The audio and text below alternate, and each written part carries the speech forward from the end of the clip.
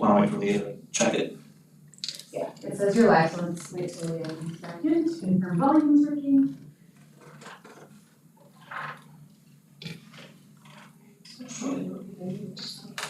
We're good. Alright. The inception when you come in, you see it all covered. Yeah, this is weird. Because of the bully, I can watch myself sit down. Watch that show. It's working. Alright, good evening, everyone. Today is Monday, July 21st, 2025. This is a School District of Menominee Falls Board of Education Personnel, Finance, and Auxiliary Services Committee meeting. There is a possibility that a quorum of the full membership of the Board of Education may be in attendance at board committee meetings. There will be no full board action taken at any board committee meeting. Only members of the committee may vote at any time on any item on the agenda. A live broadcast will be streamed on the school district's YouTube page. To watch the recorded meeting, visit our School District of Menominee Falls YouTube site.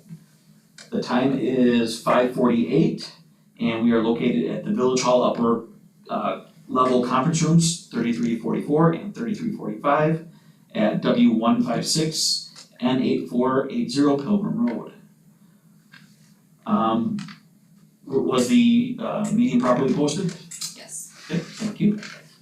And then right now I'm just gonna seek approval or a motion to approve the minutes from the June 30th Personnel, Finance, Auxiliary Services Committee.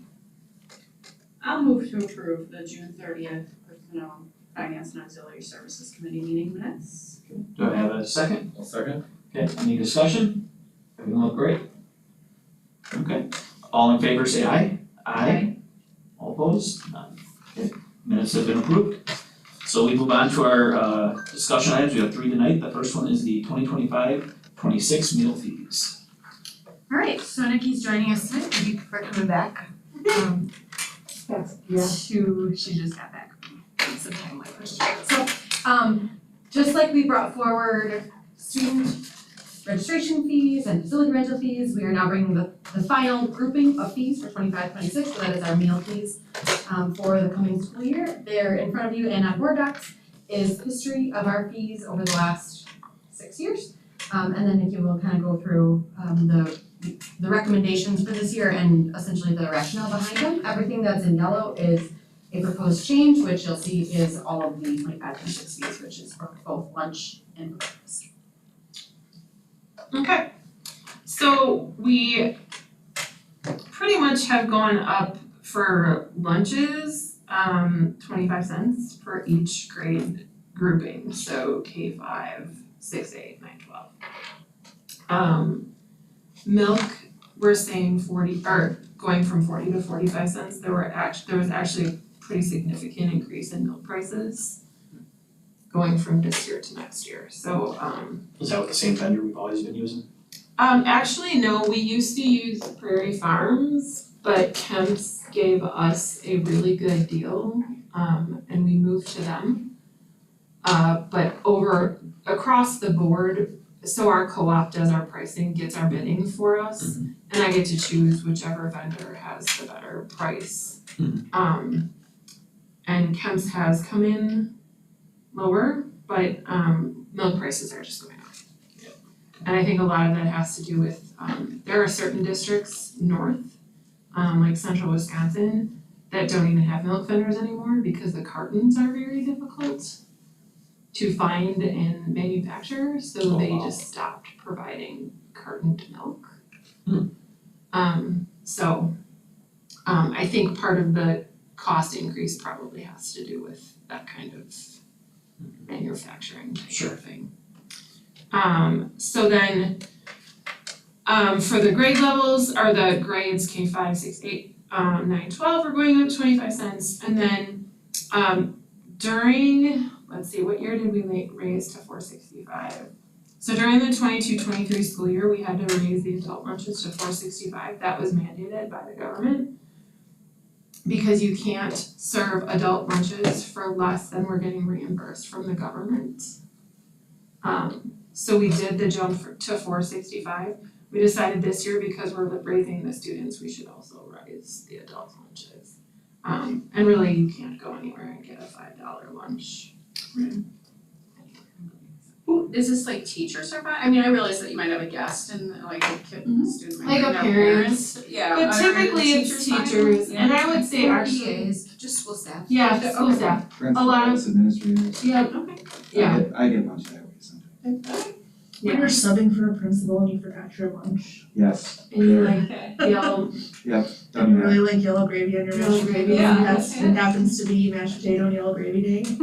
Just saying, you might go get lunch. You might bring her $5. Pizza day is a big winner. Yeah. I opened my own account with school nutrition, so there was just always money at the ready for me. we have a couple teachers that actually use their account, it's also linked to their students' account, so like there's money in it anyway, so they use those. At the high school, I would say the teachers aren't necessarily buying a full meal, they're just getting the entree. And that has a fee of itself, but we just don't include those because they're not like official fees. And we haven't really evaluated all of the à la carte items, but we'll be doing that. Those might change marginally depending on, the nice thing about à la carte is there's not a lot of labor involved, so even with our markup, that's where we make most of our money. That and catering, so. And then we did decide with our breakfast fees to go up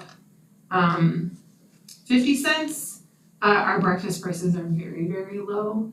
And when we evaluated food costs against what we were charging for breakfast, some of our breakfasts were not even covered with the breakfast fee. So we decided to up that.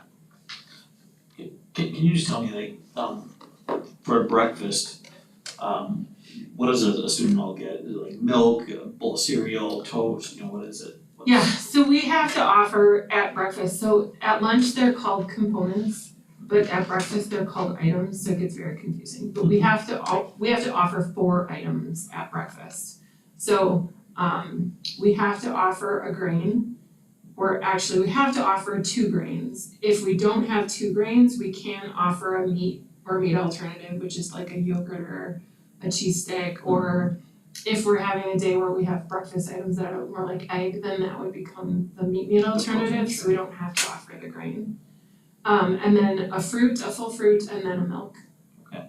Are the 4 items. Okay. And then just depending on what we have that day at the elementaries, we don't have quite as many options for the elementaries as far as what they can choose, but at the middle school and high school, they have a lot of options. Okay. Daily.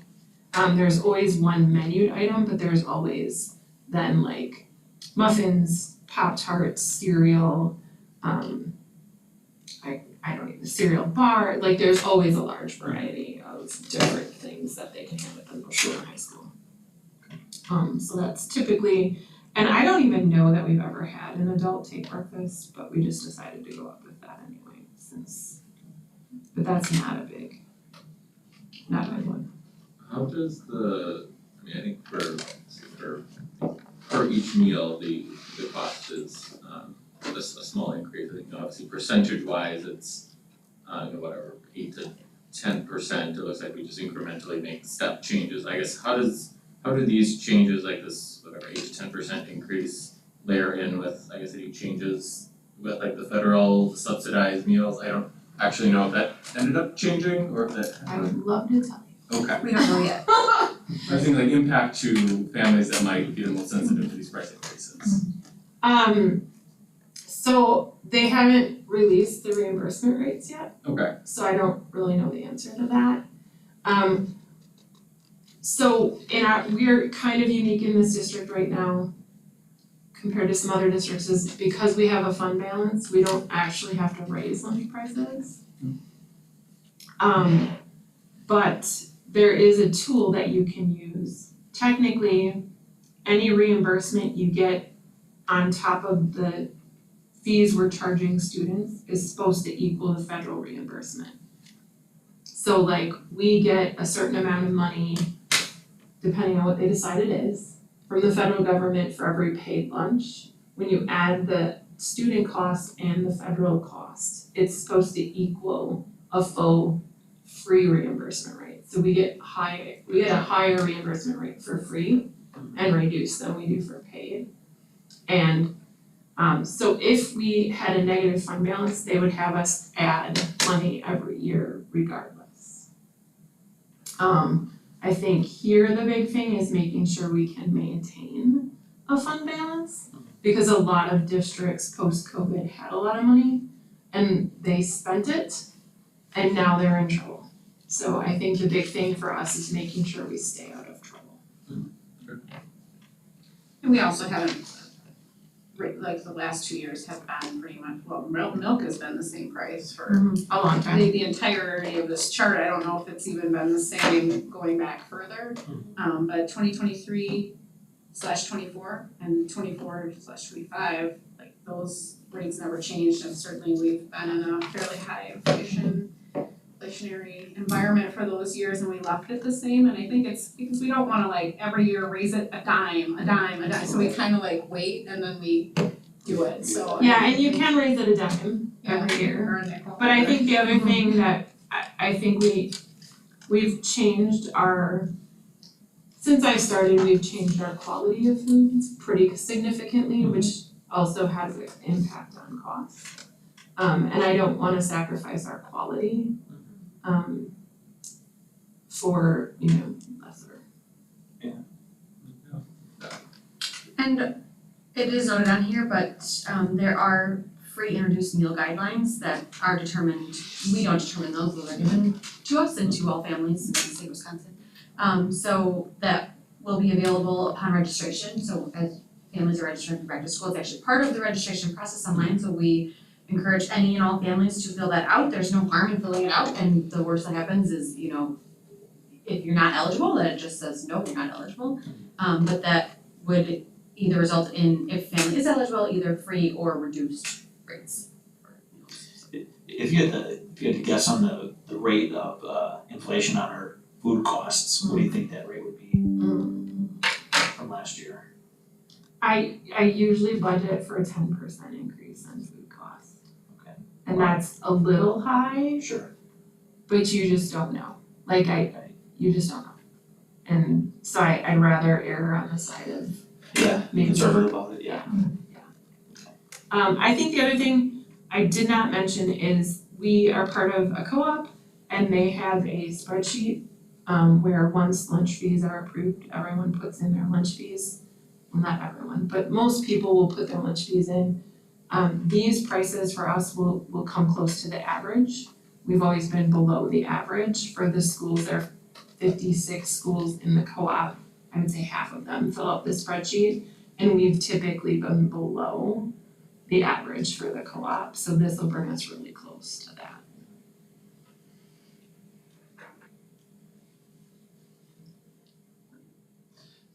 Any other questions or? Okay. Well, thanks for putting this together for us, and No problem.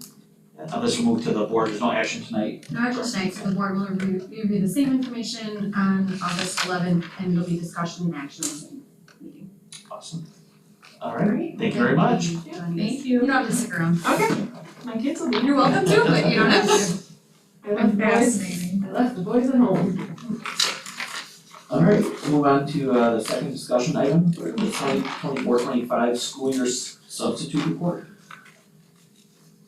Okay. It's attached to the item and then I have copies. So this is a report that we get every year from Teachers on Call. I think in the next week or two, Teachers on Call will officially be Kelly Education.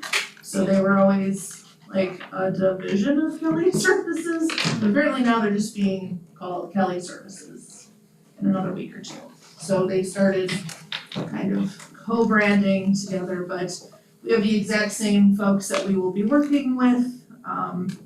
Nothing's really changing on our end when it comes to teachers and educational assistants that we would be looking for subs for. One of the things that our rep and I do plan on talking about once they're a little bit further integrated into Kelly Services is that it is possible we could be working with them to get substitutes for school nutrition, facilities, some other areas that previously they had not been able to provide substitutes for. So that is something on our docket to discuss for the future. We do try to hire our own sub pools for school nutrition and facilities, and we do have a few people. But I do like the idea of at least exploring, working with them, to see if that can kind of help fill some gaps as well. So, I guess really the third page starts the actual information, it's just their partnership recap, and I didn't put all the slides in here because it gets kind of heavy and bogged down, I just wanted to give there's like 30 slides. So it goes into levels of depth that we don't really need to go into, but this is kind of the key highlights from the presentation. So kind of looking at the overall fill rate for the whole year at 87.67%. The teacher fill rate actually has been much better than it has been at 90.59%. I mean, once you hit 90 and above, I mean, that's the best you can ask for. And we've actually had really great fill rates for the teachers. The paraprofessional one is always our lower one at 79.23. It's always been hovering around 78 to 83. It's just much harder to get substitute paraprofessionals. So it pays $15 and $16 an hour. We're actually competitive with all of our neighboring school districts with that amount. That being said, obviously, people can find other jobs that pay $15 or $16 an hour fairly readily out there. So that area is a little bit more of a struggle. Special ed subs are always the priority when filling, because those are, providing legally required services. We're actually kind of an anomaly amongst our peers in the area. Most of our peers have very few regular ed EAs. We still have a fair number of them. And that's the area where we do see some of our fill rate issues. That being said though, they are not providing legally required services. So while it would be great to fill all of them, usually they just have to do a little reshuffling with the others that are available to make sure that we have recess and lunch coverage. So that's kind of that overall big picture. The next slide are the numbers, just easy to read, you don't have to figure out a chart, numbers. And this is an area that we've kind of been talking about a little bit as a team. So in the first, medium green color, it says teacher, total absences filled in the fill rate, and then it shows you 3 different school years, the one that obviously just happened, FY 25, 24, and 23. Now the fill rates have actually gone up great. We're super thrilled with the way fill rates have been going. They've been providing extra, great customer service whenever we call or need something, working with us on long-term subs and things like that. So we have really no complaints with how things are going with teachers on call. That being said, one of the things that we noticed on our own end that we need to start paying attention to is that I'll just say last school year is 2023-24. We needed 3,081 absences filled.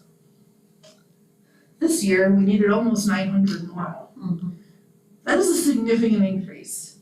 And we don't actually have that many more teachers.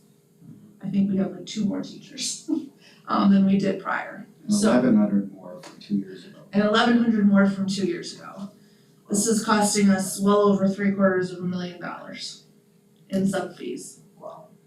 So not only are we paying over $750,000 this past school year for subs, usually the teacher is also in paid status during this leave, be it sick leave, personal days, something like that. And these are only the ones going through teachers on call. Inside the schools, we see a lot of coverage, and we'll have to do some math on that later. This is really just the TOC report. We actually have a lot of internal coverage. So what you see at the secondary level is David needs to be on first hour, first block, it's block now, first block. I have prep first block. David's like, hey Leah, can you cover for me? And I'm like, yeah, I can cover for you. And then I take his first block class during my prep, and then the school pays me out of their budget an hourly rate. That is not captured in these numbers or in the money total. Like I said, this is a project for us once Caitlin gets a little more settled with the actual budget we need to have approved soon, but this is an issue for us that definitely on this sheet of paper really came to the forefront with the significant difference between this year and the previous year and the one before. I would say the number between 22.3 and 3.4 isn't as shocking. I mean, it's definitely higher and you don't necessarily wanna be going in that route, but I don't think it was as shocking to see a number under 200. It's not great, but once you see 900 and 1200, it does actually start to become a little shocking. So you said this 5150 total absences filled with about $750,000. It's actually Yeah. 800. So, I actually have done some math on the internal Okay, sub coverage, which is, less than I thought it would be. So the estimated amount is about 20,000 at the high school level. Okay. So I'm at about 850 all in, teachers on call and internal and the So 850,000. $850,000. yeah, the middle school operates the same way, covering, blocks, but the elementary school, if they don't necessarily have a teacher covering, they will have EAs covering for these periods of time. So there is a rate for an EA to get additional pay for when they're doing sub coverage. So this is on our radar. Do we budget? Well, what do we budget for So this? part of the last board meeting where we reviewed like the impact of the state budget and the increase in the special ed rate, and then we said, but some of those funds are earmarked now already because we've had to increase our sub budget for it. So there's about 760,000 in Fund 10 for subs. So some of our subs are Fund 27, so the number that's easy in my head right now is about 760,000 in our Fund 10 substitute budget. And I just did some calcs, so we have percentages, so from last year, and I'm gonna go last, 23-24. Yeah. Now it's like, what year are we talking about? 23-24 to 24-25, that's a 28% increase in teacher absences. But from 2 years ago, 22-23 to 24-25 is a 40% increase. 41 if I'm rounding, 41% increase in teacher subs. So that's just taking like, is this increased FMLA, are the teachers taking unpaid days off to that's- accomplish? Yeah, so And I don't, sorry, I don't wanna. well, just real quick, if you go to the next Do you page. wanna finish going through Yeah, you this can just, report? because I think there's a page that has all that on it. So the next page just kind of shows you the same information in graph form, and it shows you the fill rates, the lighter color for 23-24, the darker green color for 24-25, and just so you can kind of see how those fill rates have gone, and the numbers needed as you go through the months. So it's kind of just a visual representation of what those numbers are, and you can see kind of what it has its ebbs and its flows. The next page says absence analytics. The next page says overall lead times. That's just really explaining the earlier it's put into Frontline as a request for a sub, the more likely it is to get filled. So if you know you're gonna be out for a doctor's appointment like a month ahead of time, that's awesome if you can put it in right away. If you wait until the night before, you can kind of see these percentages just drop dramatically. And that's obviously because while subs, have decided to be a substitute teacher, it doesn't necessarily mean when they went to bed that night, they were looking to pick up jobs the next morning. Most people like a little bit of a preparation moment to, get ready to go into work for the day. So this is really just kind of showing, I think what we all know, the earlier the notice, the better the coverage. Then the next page is what we were talking about with that questionnaire. This shows, this just shows for 1 year. I'll have to see if I can find last year, but most of them are just for sick days that are not FMLA. We had about the same amount of FMLA last year as this year, so there was no significant increase. We had about the same amount of FMLA requests and about the same amount of time. So I don't really think there's any difference in the amount of FMLA, but we just have a lot of individuals sick. And then as you can see, floater, that's when a school puts in the request just for a person. It's not necessarily connected to an absence or a vacancy. This is kind of something that I wanna talk to the principals about. A lot of them are just kind of hedging all their bets, cause you can put in a floater early, and then when that person who calls in that morning, and can't get a sub, well, this floater can then take that one that didn't get picked up. So there's a lot of, all the schools kind of like to hedge their bets and add in floaters. That being said, though, sometimes you can get everything filled, so all of your absences were filled, plus now you have a floater. So that's kind of something I did wanna look into. And then personal days, professional meeting building, that means they're doing something in the building. Do you have any indication how this compares to our areas comps Oh, I don't. to our friend? I know you talked to Wyatt. Yeah, no, I haven't asked that, nobody's asked that question, but I can ask that question. I can probably add it for the next one. We send each other surveys all the time. I don't recall a sub Yeah, my sense is from survey. that this is pretty high. My general. Yeah. Do we have building subs? Like beside, I mean, you talked about the one where like you ask your colleague who has a prep time, but do we have like just a teacher that's Oh, there yeah. every day An that's? employed building sub. Yeah, we do. We still have building subs. Okay. So We have that's for sure one per school. And that person's there every day. every day and it's just, Mhm. I mean, A lot of them will pick up an FMLA because Oh. they've actually, most of them have been at the school for a few years now, like I don't think anybody's brand new. So oftentimes they will be the person who, if we can't get somebody to pick up the long-term FMLA, they will. But this is not them in here, right.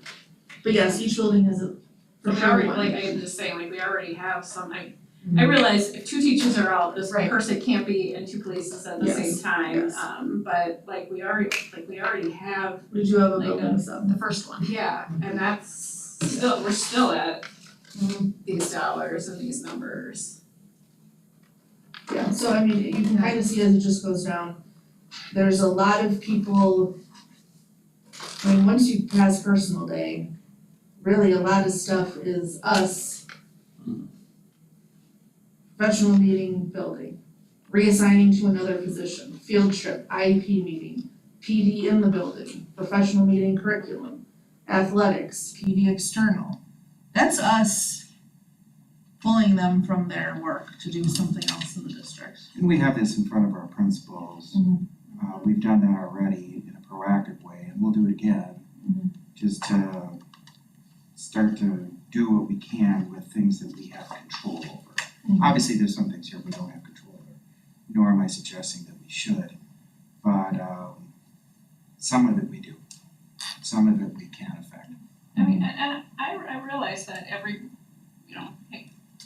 you do have to have professional days or professional meetings or whatever, but are our Wednesday early releases still being used to their best effect? To, like, again, I think every classroom is better off with the teacher, the regular teacher that is in there. So to the extent that some of these meetings are taking a teacher out of that classroom and putting a sub in, and subs are, thankful for them or whatever, but you just drop somebody into a class midway through the year, like you said, the morning of or whatever, with here's your lesson plan, probably not the best teaching environment learning environment going on, like, so, how much are those Wednesdays already taken up with something that you guys do every Wednesday, or like, can we push these kinds of things so that these departmental meetings or whatever are being done at that time and not on student time? Yeah, it's a good question. We had this data beforehand, so that we did present that question, I mean, Leah and I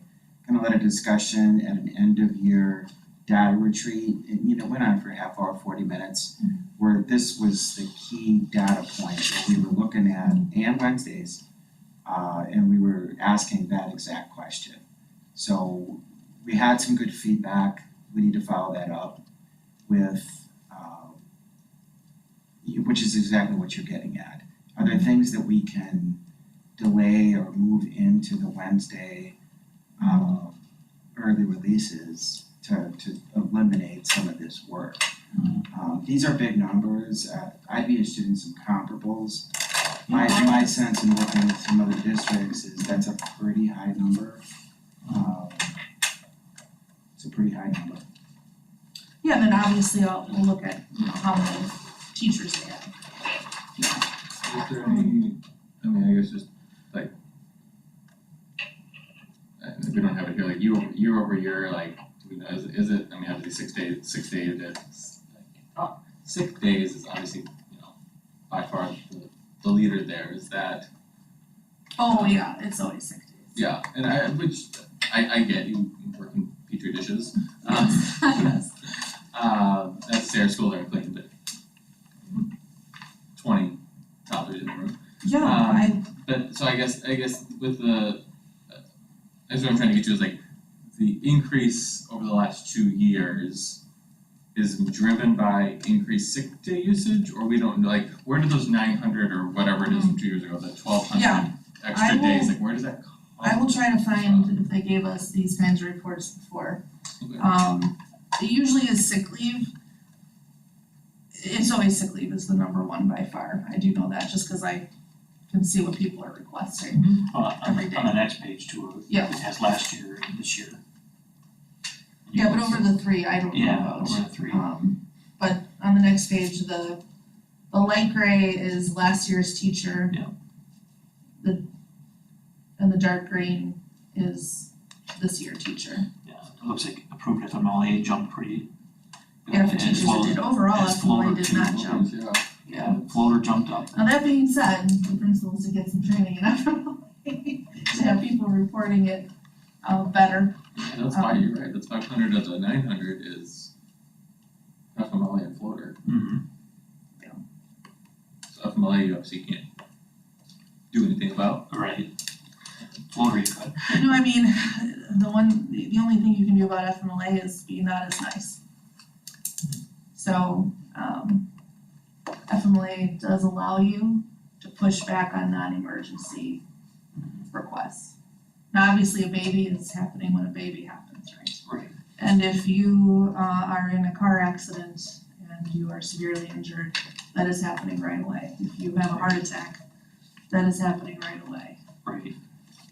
If your knee's been bothering you for 4 years, and now you decided to get surgery in October, and take 12 weeks, we could push back and say, that's what summer's for. We have not done that. So do we have any It suggestions? doesn't usually buy you much goodwill, and then everybody at the school feels bad for the lady that's been hobbling around on her bad knee. But we allow elective and non-emergency things to happen whenever it is the doctor says they're gonna do it. And is that abnormal for your school district? I would say districts are probably 60-40, 60% where you just let people take it when they schedule it. And I know I absolutely have colleagues who push back strongly. Yeah, I think that obviously that would probably be right, you could have a bad knee for 4 years and have something acute happen where Yeah. it forces your hand, that may not be apparent, but I mean, from an HR perspective, I guess, yeah, I could see We've that had a being lot of challenging. knees, hips, shoulders, wrists, Is the, all happened during the school year. And then you've also had it where they take 2 separate 6 weeks. The hip and then the shoulder, and it's all during school. So I mean, FMLA has gone up, I would say, aside from the babies and the few emergencies, you know, like cancer is an emergency, right? Like there's no waiting. We have not pushed back, and we've definitely had a lot of elective surgeries happening during the school year. That's how you change that number. And then for the floaters, are these then like unused floaters? Is that how they are? Like, I guess what's the difference between like, we had a floater and we used them versus like we had a floater, like, I assume like at some point you just are committing to paying them for the day, or like how does that? Yeah, so they have to get paid in 4-hour chunks, so 2 half-day amounts. So this is really just the code that they use in the system. So, if I go into Frontline and I'm sick, I select sick, and then I can put in some information for the sub and the school and whatever. And it's connected to my actual name in there. With a floater, it's usually the administrative assistant can go in, and because they have no name, it always starts with your name and your account in Frontline. That's how you trigger a request for a sub, is by your name. If we have no actual human to connect it to their name, they can pick floater. And then it just creates this generic request for an all-day sub for anywhere in the building. And it doesn't give any specific details like, oh, it's 3rd grade or 4th grade and here are the lesson plans. It's just the word that the system has for the administrative assistant or principal to pull a generic request for a sub without having to tie it to one of the people who's actually in the system. And then, that's just usually how it stays. It's not being corrected to show that she then filled in for me if mine didn't get picked up. We don't know the utilization rate. I don't know how many times they are converted into somebody. Yeah, that's what I meant. But I definitely know that I see floaters who will pick up weeks worth of float.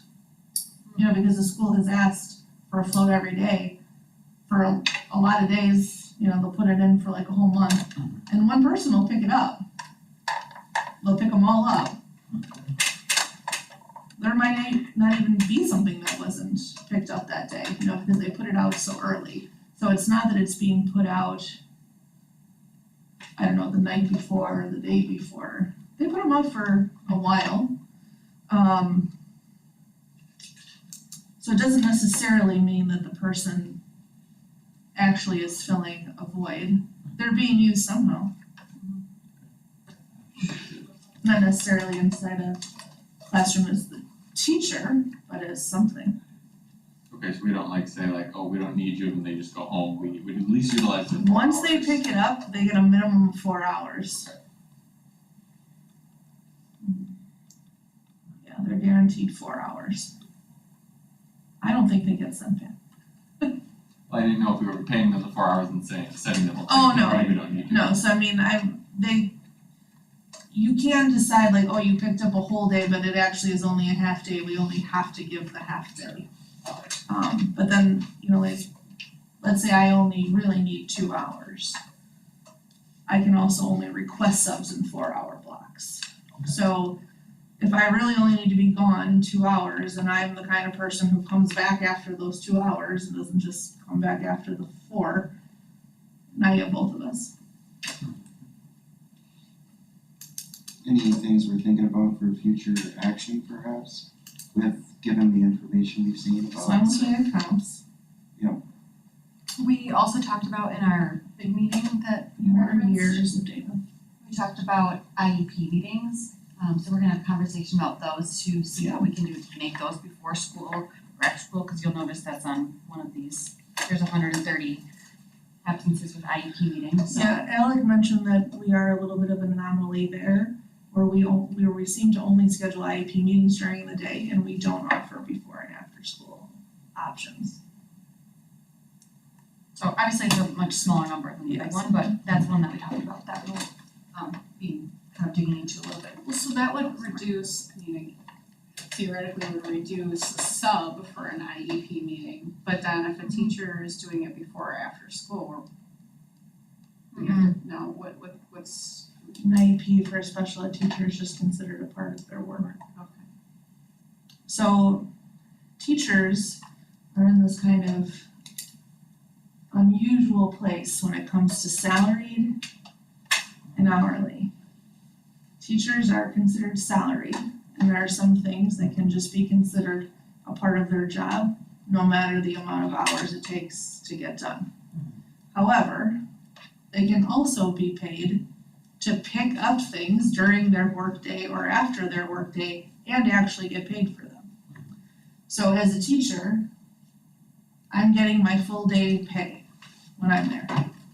And then when I pick up David's first block, like I agreed to do, I'm now getting paid for my whole day, plus I'm getting paid additional to take his first block. So I can get paid twice for that 90 minutes. Just like if I pick up lunch duty or bus duty, there are certain things that we pay teachers additional for, even though they're still getting paid within that 8-hour period. But then some of the stuff gets to be just, that's a part of your work and your salary. So they're a rare group that is treated differently under the law in multiple areas versus a truly hourly employee like an educational assistant, who anything they do that's work related, we have to be paying them for, and they can't agree to just do it on their own time. And then there's us, who it doesn't matter what we do, it's within our salary. So teachers are in this like very unique under the law group of people who are kind of quasi-salaried, quasi-hourly. But IEPs would fall under a special ed teacher's normal duties and would not be compensated additionally. Is there any thought with I guess to go back to the floaters about like, I guess what do the principals say about like throwing on like the blanket or is that like a thing you'd follow up on, like just like the blanket month? Yeah, we brought it up for them to kind of look into, and We're gonna have some follow-up, we have another meeting coming up, so we had an end of, weeks, yeah. we had an end of school year meeting which went really well, in June.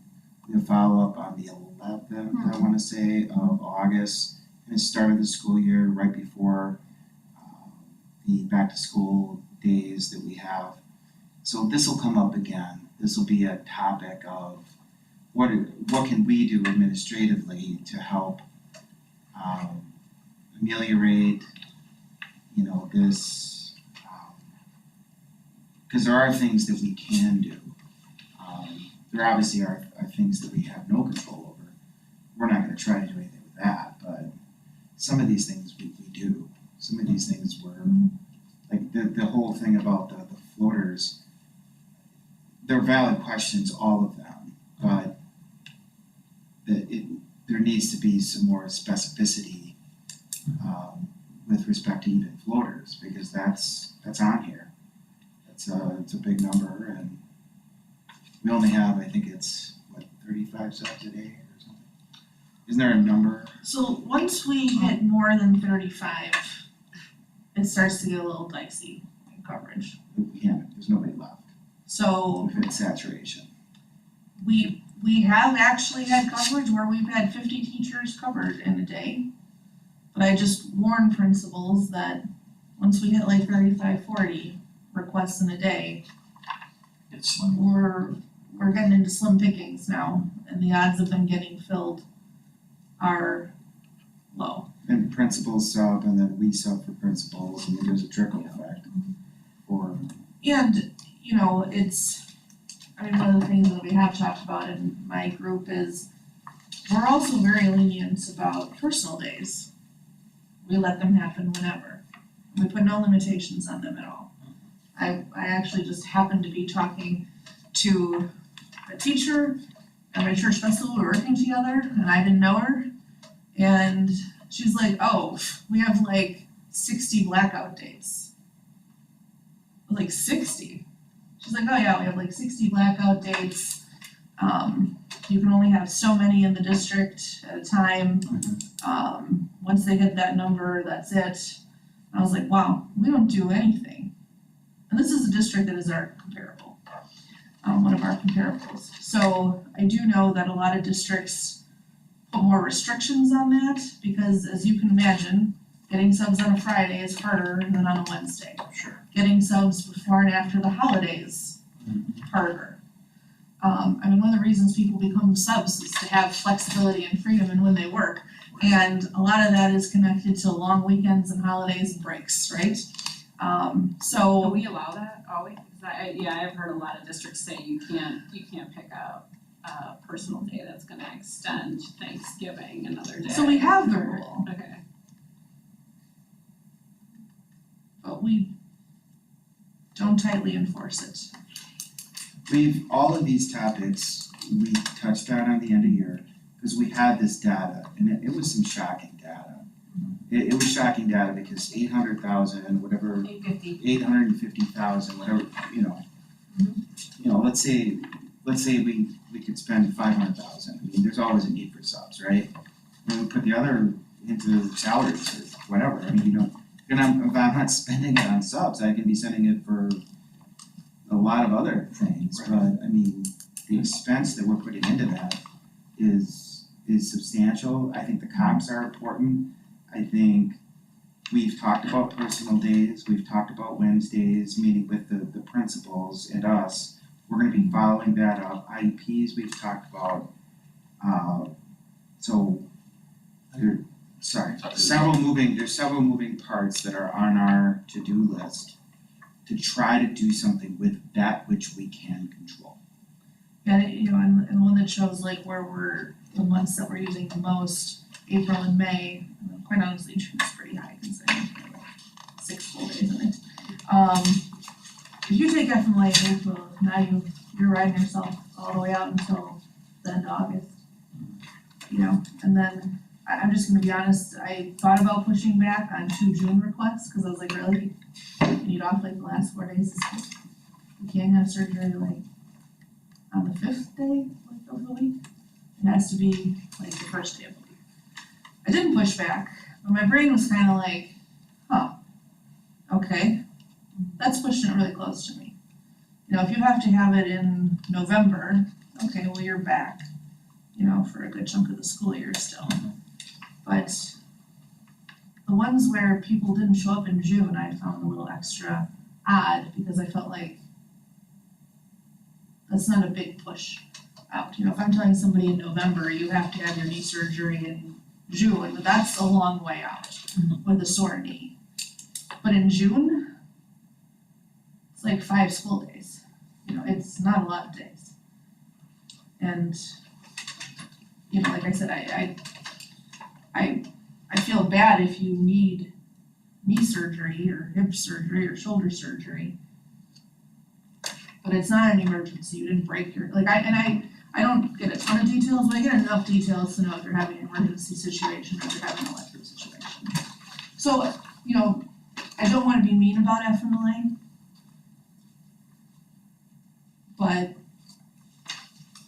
I think it's a slippery It's slope, hard. like, right, some of those surgeons too, like, hey, I can get it done Yeah, this they're last busy. week of school, and then my surgery's gonna be off for a month, so then I can't get it till the end of July, and now I'm gonna have to start school. yes, So yes. like, I mean, again, it's all hypothetical, but Yeah, some of these are just a little odd. to go back to the sick Yes. day thing, and obviously like teachers take their sick days when they get sick, do they get, if they don't use their sick days, is there any thing at the end that says, hey, because you didn't use, and I don't actually know how many sick days I know it differs between elementary and older, they get, but is there, I mean, is that something, I don't know if that's a thing districts do, like if there's an incentive, like for every sick day that you don't end up taking, we will pay you 2/3 of the cost of a sub, you know, or, but I don't know what that Yeah, would, so we don't maybe currently it's- have anything.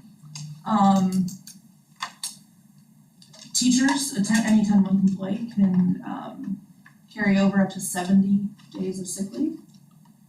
And so FMLA is 60 days.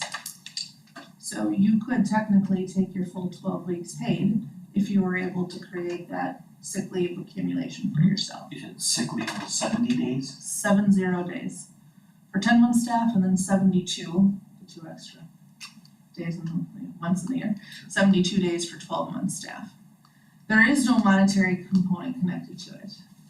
Back in the day, when you had all that OPEB liability that you were, putting money away in your trust so you could pay out health insurance benefits for retirees, most districts had your retiree benefit connected to your sick leave accumulation.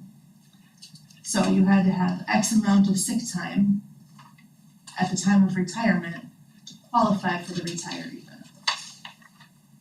So pre-Act 10, people didn't get a TSA contribution like we have now. They got district paid health care until they died. And at some point, at 65, maybe we become the secondary insurance. But we're still there. And that was connected to sick leave. Post Act 10, a lot of districts got rid of any type of retiree benefit unless the grandfather, and aside from those grandfathered in, a lot of districts just stopped with it.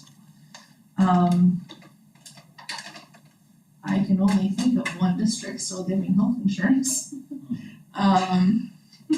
Take a guess. And then other districts are like us, where you have some set dollar amount upon retirement. But usually that TSA contribution, that set dollar amount, is usually connected to years of service and age. That sick leave component is taken out. I did a lot of research on this when I was at MPS because we were still post Act 10 connecting the retiree benefit to sick leave.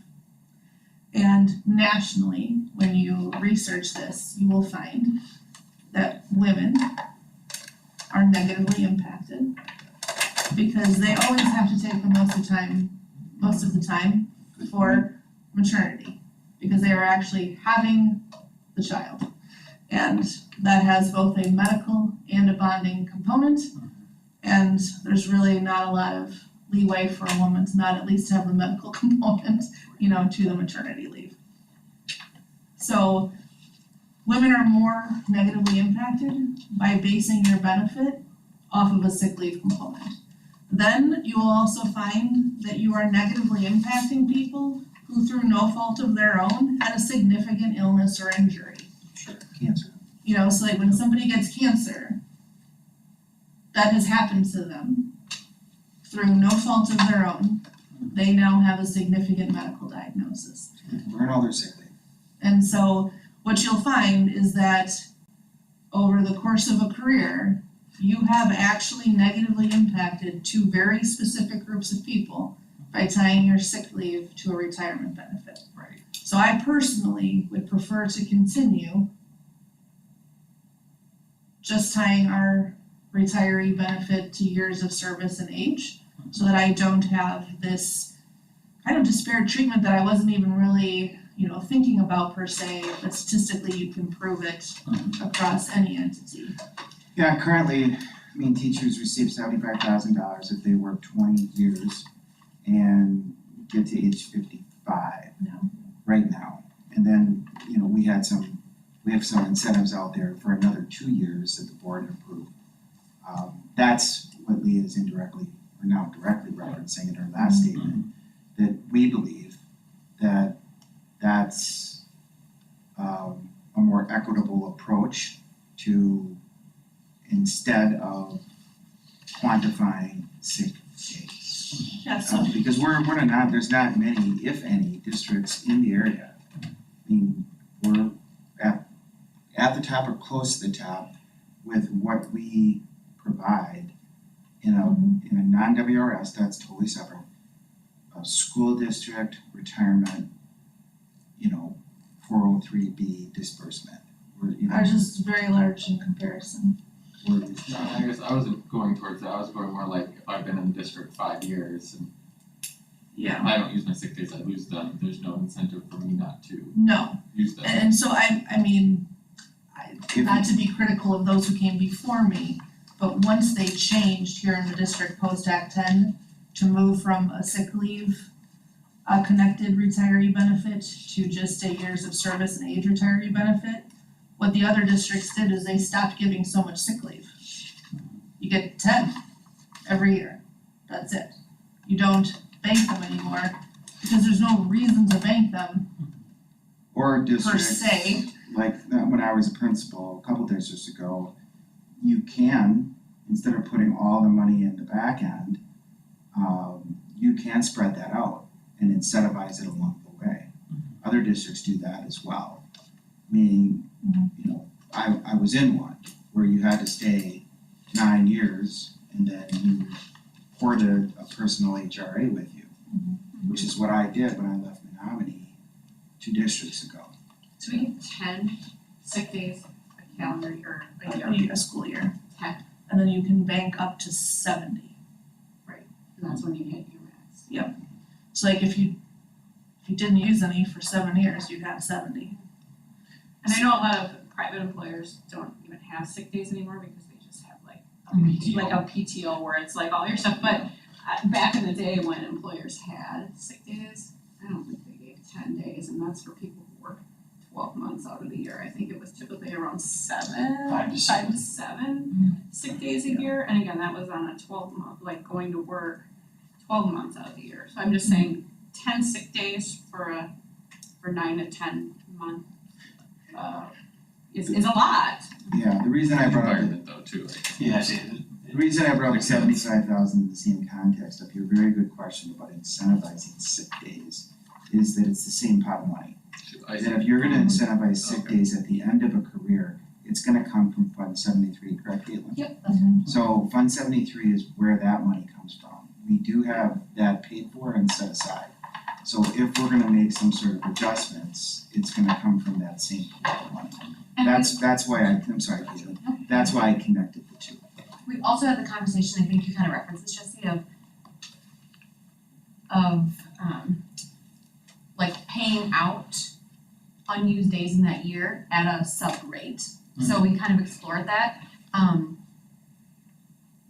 So in the year that just ended, 24-25, there were 85% of days were used. And this is personal days, I'm talking the personal days. Because on top of sick days, there are two personal days that 10-month people are You just looked at personal days. I just looked at personal days. So we had the conversation about what if we paid, like incentivize those, like if you didn't use them, you got paid out to separate. So upon like exploring that option, they're not all, like this is what's budgeted for, is what we're using. So if we were gonna be paying that out at, call it the sub rate, we would be paying out 100%. Right now it's 85% of, and I'm just talking personal days were used. So we have to put more money in the pot. Instead of going to the sub, it would go to the staff. So it would be more expensive than our current, it would be an additional benefit. So one of the things I try to explain to employees about sick leave is that yes, it is a benefit, but it is a benefit like health insurance. It's there for you when you need it. You should be thankful if you don't need it, because it means that you're well. And so the benefit to people still being able to bank 70 days is after 15 years of working here and they've been totally healthy, all of a sudden they do need the knee. And now you can be paid your full salary for taking 12 weeks off to get that knee. Yep. What you're doing, in my mind, is we're allowing you the opportunity to create your own personal catastrophic leave bank. And so, to me, sick leave is not a benefit like your salary. It's not just money that you're owed. It is there as a financial protection, just like we have health insurance, car insurance, workers' comp, vision, dental, all the insurances that you can have. To me, it's that type of benefit that protects us from the possibility of really becoming financially unstable. So I think of people like me, I'm single. If I didn't have sick leave to help cover, and I don't have short-term disability, we don't provide that here, and it's a pay yourself kind of thing. I would really feel the negative impact of not having a salary for 60 workdays, 12 weeks. Sure. That would be a huge financial hit for me. I am thankful that I have the sick leave balance in case something happens to me to cover me through that period before I could maybe hit long-term disability insurance. So when people ask me questions about it, that's the kind of benefit that I try to get them to understand, is that you are creating a safety net for yourself. But I'm thankful that I haven't had a life event that made me need to use it. And I'm thankful that it's still there, in case I do. So I know everywhere in every school district, people are asking to be paid out for their sick leave. Well, you can be paid out for your sick leave, or you can have a retirement, but you can't have both. Historically, it was sick leave as your retiree benefit. And I just personally, and I think even legally, don't like the idea of knowing I'm going to negatively impact a segment of the population that I'm not interested in negatively impacting. So that's kind of my sick leave spiel when I give it. But it is something that people ask for. I mean, as long as I've worked in the public sector back to like 2005, that's what people wanted to pay out for sick leave. And the state of Wisconsin doesn't pay it out. Not a single school district in Wisconsin actually pays it out. So some people think like if I just resign after 5 years, I want my sick leave paid out. Nobody's doing that. At best, there are still a few school districts tying it to your retirement, but you still have to stay for those 20 years, and usually it's age 57. Yeah. Okay, I was making notes for myself. Yep, I I got shouldn't do it on just a random page, I should do it on the front. Yep, I got one. Okay, I can bring some more info back. Do most school districts use teachers on call or Kelly services? Are you gonna get a lot of comparables from Kelly? Yeah, so a good chunk especially use- of who's close here that's like our most, got the same number of students and teachers. Yeah. A good chunk are teachers on call. And then there's probably 2 other companies that people use. I would say to a little bit lesser numbers. That being said though,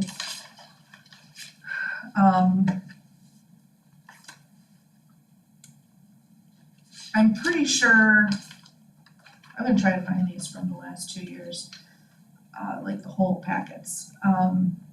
I think even if they weren't using teachers on call, they would have some of these bigger numbers, like how many total. Because honestly, this is what you're paying. Like this is what's on your invoice, is this. So I feel like no matter who they're using, they're getting some type of breakdowns. And then I can pull even more specific stuff out of Frontline, like I could try to figure out how to pull like Fridays. That's always a killer. And I mean, I'll be honest, I was probably one of the people who brought up personal days to Caitlin, because when you look at that chart of, April and May, a lot of times what happens is people are like, oh shoot, I didn't use my personal days yet, and so now they're trying to cram them in, to the last 2 months. So, that's something that we see.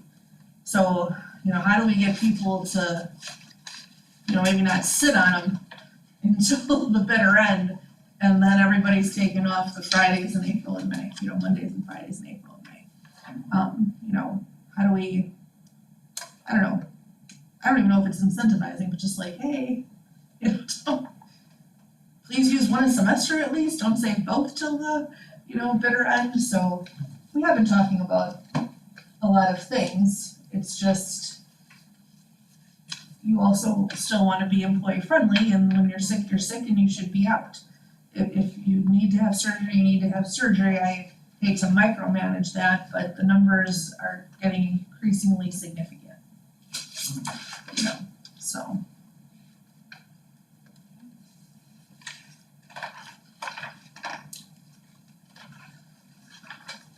there's anything else on here that you, I just gave the friendly page of the stuff that TOC does. They come to a lot of our events. They come to a lot of football games. The corn roast is a favorite of the gentleman who comes, he loves coming to the corn roast. They come to our recruitment events. And then they also go to all of the regional recruitment events that we also go to, so they put stuff outside all of our schools. You're doing a recruitment event coming up here, aren't you? We are doing a recruitment event, Monday, July 28th from 3 to 7 at the high school for support staff, and Thursday, August 7th, our own mini job fair for support staff. So if you follow the school district's Facebook, please share our posting, so we're excited to give it a try. It's for school nutrition, facilities, educational assistance, and then just the wealth of different things Jason has over in CE and Rec, from Kids Inc., 3 and 4K rap, to yoga, painting, soccer and youth sports. He has, such a wide variety of things. I couldn't list all of his things. Yes, we have links to get you to all of the specifics. I only had so much space that I could have on there, so we're very excited to have our own recruitment fair. And actually, we did invite TOC too, so in case somebody, is like, oh, I don't think I could be a 6 or 7 hour a day EA, but I would love to be a sub EA. Hey, that table over there is happy to sign you up, for the district. So just in case, somebody comes along and they're like, oh, it's more hours than I thought it was, or something like that, we can, transition them over to TOC. They come to our back to school fair too. They have actually signed up a few parents who have wanted to sub, so like I said, there's obviously competitors, we've been happy, and each year they've actually done better, so I've had no reason to change. Sure.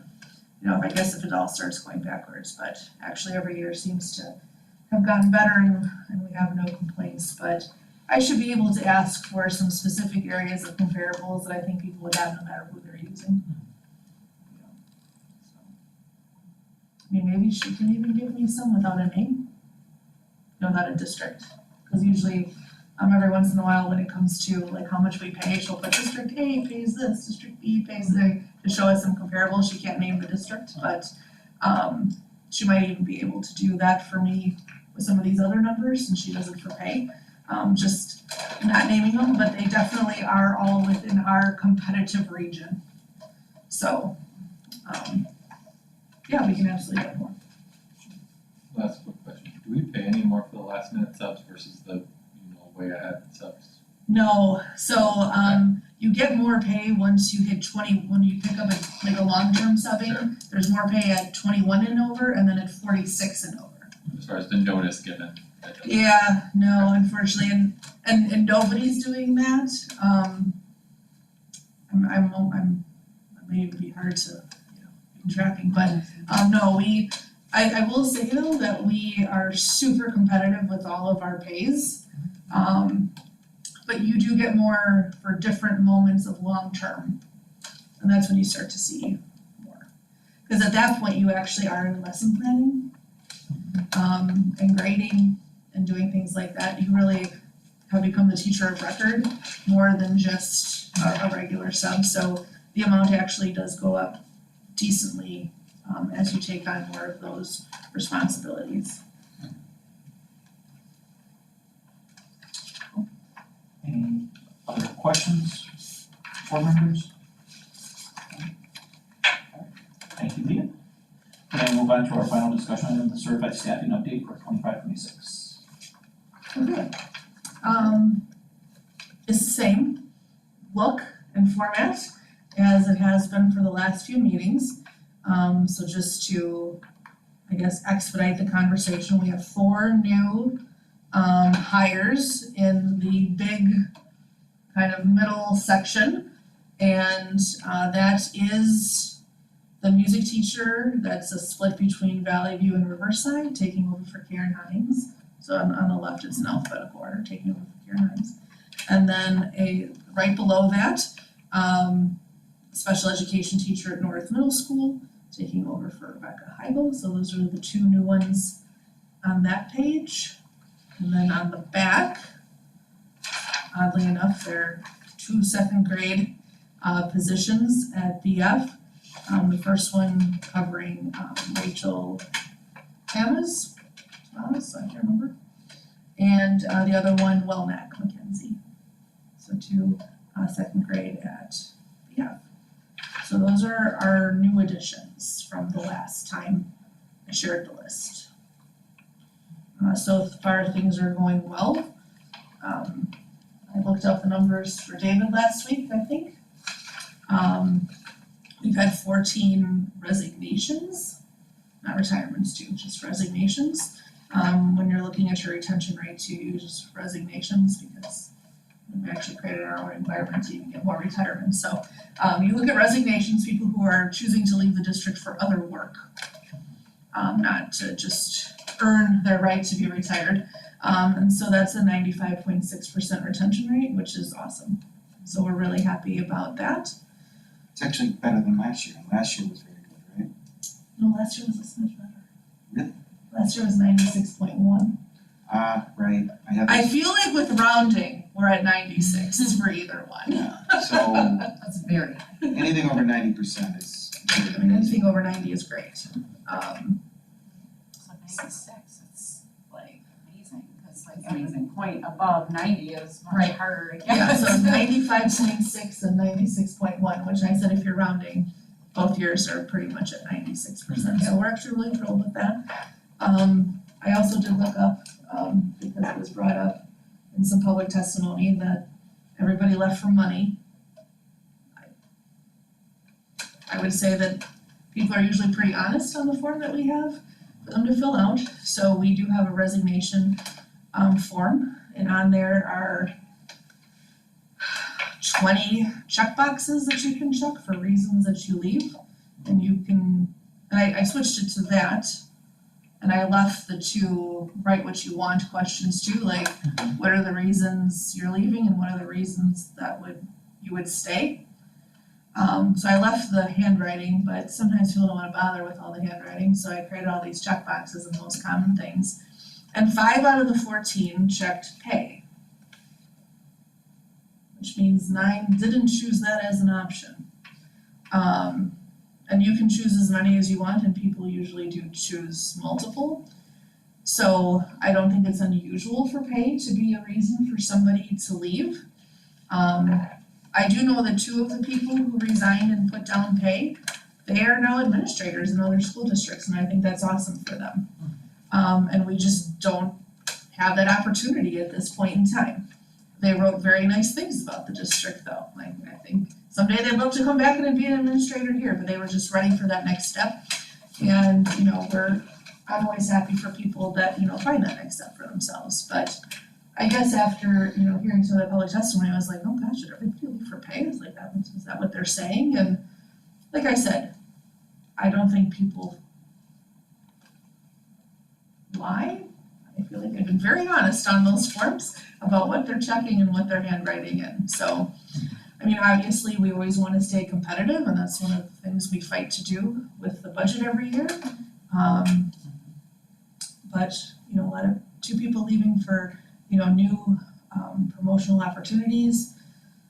Some people leaving because of travel, you know, they found a job much closer to home. We do actually have people who live, you know, all over southeastern Wisconsin, and driving far, and they decided to take something closer to home. A spouse moved. Every once in a while, I think 3 people chose benefits. You know, there are a couple districts out there that still have much cheaper benefits, you know, health benefits than we do. Which, you know, the less you're paying out of pocket, the more that's technically in your overall pocket, you know, but the And like pay, you said, we have a high TSA contribution. Yes. Like, so again, Yes. you try to find Skills. what works Yes. in your district. so, yeah, and I would say that the districts that have those, you know, benefits that are still maybe a little cheaper, they also probably have 96 and 97% retention rate, so the jobs aren't opening very often, so, you know, I've always been an HR director who personally feels people need to make the choices for themselves and their family that are in their best interests, and we do our best to stay competitive and provide a great working environment. And I think during the hiring season, one of the things that really came out to us on the HR side, because we're offering the salaries, our starting salary for a teacher with a bachelor's degree is $45,000. They can get more anywhere that touches us. But they'll tell Julie on the phone when she's talking to them, oh, I just love the team so much. I'm just so excited to be a part of that team that interviewed me. I just loved walking around and seeing the kids. So we are still doing something really well when we're meeting and interviewing and almost kind of courting our new staff that wants to come in and join us. And so even though, I hope every year we can make inroads in our starting salary and some other things and, work this budget to the best of our abilities for things, because there are so many needs. I'm still very impressed with our principals and with our staff and our interview teams who are really showing what I consider must be a significant amount of pride and enthusiasm in working here. Because Julie hears it when she makes the offers to folks and they talk to her about how things went, and she shares those with me and the principals. And so, even though people every year will leave an employer, everybody everywhere is leaving their employer somewhere. Like, I don't think there's many places that have 100% retention rate. So people will always choose to be moving. I think one of the things that still keeps me happy and focused on, moving forward every year positively, even though people leave, is really the enthusiasm of the people who are joining us and the reasons they're stating for why they're joining us. So we're still hearing great things. So, yeah, good retention rate, but I think you referenced at the regular board meeting, we have been able to do some work with new special education teachers, and meaning, I believe we have some great incentives in place for teachers that have been here 20 years, but those toward the start of their career, 25 to 35, we've been able to do something recently with special education teachers, and I think we shared that already at the regular board meeting. Yeah. But I mean, that's on a smaller scale, I think about 10 teachers, right? Some new, and then compression issues with that. So we're happy because that's an incentive in of itself. And that's a positive for the teachers and for the entire district, for that to be able to happen in real time. And the people that were already here and got a little bump for it, they were so thrilled and so thankful because they had planned on staying without it, which is awesome. But you don't want to lose them in 2 years because the number is starting to get too vast. And so we also have a little bit more. I keep telling Caitlin, this is my money. You promised me this is my money. So we still have just over $100,000 in our, The difference between the retirees and the our retirements and resignation savings. So we've kept track of the salary of all the people resigning or retiring, and the new salary of the people coming in. And whatever savings there are the savings that we're using to fix some of our issues little by little. So that money, we originally took a small amount of that money to move all of the special ed teachers to a starting salary of $50,000, and then fixed a couple of the people that were, at years 2, 3, and 4. Some of it is a budget balance here as well. $267,000. Oh yes, we already took the 266, Caitlin got her money out of that money. She got her money. We got it. I like to call it Caitlin's money and my money. So the budget got its money that we originally budgeted, and we were just thankful for the dollars above that. We also moved all administrative assistants in the district to band 3, the highest band, and have now removed bands 1 and 2, which just quite honestly, we're no longer competitive in the market. Band 3 is competitive in the market. And at this point in time, I really don't think there's as much difference between the levels.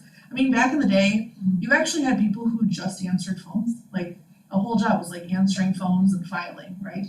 We don't really have that anymore. Technology has advanced to the point where, the job is much more tech savvy, a lot more requirements for skill sets when it comes to They're computers and doing a lot programs with and the, systems and all that. So yeah, it really doesn't make sense to have these like such nuanced differentiations. The rest of the money, we're hoping to tackle special ed teacher compression beyond that 4 or 5 year, all the way, you know, from however far we can get. I know that years 5 through 12 are my problem area, so that's what we're gonna be doing. So hopefully we'll have a batch of very happy special ed teachers who have been in the district for over 5 years, who get a nice email before school starts to say, hey, this is what we were able to do for you. You know, so we wanna make sure that, you know, even though we can't always do everything everybody wants from us, we do wanna start showing that we are going to tackle these problems in batches, you know, not all 300 teachers at the same time, but we will start tackling these issues as we can within the budget, to the best of our ability. And so this year I'm very thankful that we were able to do it for administrative assistants and new special ed teachers. And then I'm hoping that we see an impact on the rest of our special education teachers who are seeing some of those out of market or compression issues. So I think we actually are doing a lot within the confines that we have. and I think with the point of that, I guess the how of that was identifying essentially salary range when we had an opening. So, and sticking to the range when it was feasible, most of the time. Yeah. And that created that savings, that's why we were able to identify the 267,000 based on the identified ranges that Leah, you know, I looked at each position and like what market for that. So that's why we were able to count on the 267, and then all these dollars like I was referring to above and beyond that are when they're actually coming in and we can do the math of who left and what the new salary is. It's created this actual bucket of dollars that we're able to do some of these very important, like, I mean, hard to fill areas with. So I think targeting special ed is really important for retention, but also recruitment, but also retention of those people who are already here and now maybe have a couple more years, like, that they're staying. So we are trying. We're not just trying to take every penny of savings and put it in fund balance. We are actually looking to make moves on it. So yeah, I'm excited. I'm holding off on doing it just to make sure I don't get But too. I think you should reference to like the principals, like are excited about who they're hiring Yes. within their So even though budget we bands. kind of put some hiring caps on some of the positions, now, I'll be honest, there were some where I'm like, well, we're not gonna save any money. You know, it's just, we're not gonna save any money. It's way too hard to fill, way too nuanced of a position. So, you know, we didn't just create them arbitrarily, actually went through like, well, you know, unfortunately, sorry, second grade regular ed, there's gonna be probably 80 of you applying versus, you know, my AP environmental science where I hope to get one. You know, so we did kind of look at, you know, what's a reasonable cap. And I think at first the principals were a smidge hesitant, you know, that nobody wants to have a constraint on their hiring. But honestly, these were a lot of first candidates, like, who actually fell within the cap too. And so far, you know, I've checked in and said, be honest with me, you know, and they are actually thrilled with the people that they're bringing on board. And these people are actually really thrilled to be joining the team, so, We've had a great hiring cycle, yeah, we have. even with these restraints and constrictions, which were artificial and intentional, in discussions that we had months and months ago. But it's all coming to fruition, we've had great, with certified staffing. And obviously, there's some hiring to go with, support staff, but that's why we're doing the 2 different sessions and When you say the retention rate, are you referring to certified staff? Oh, yeah. Yeah, Yes. okay.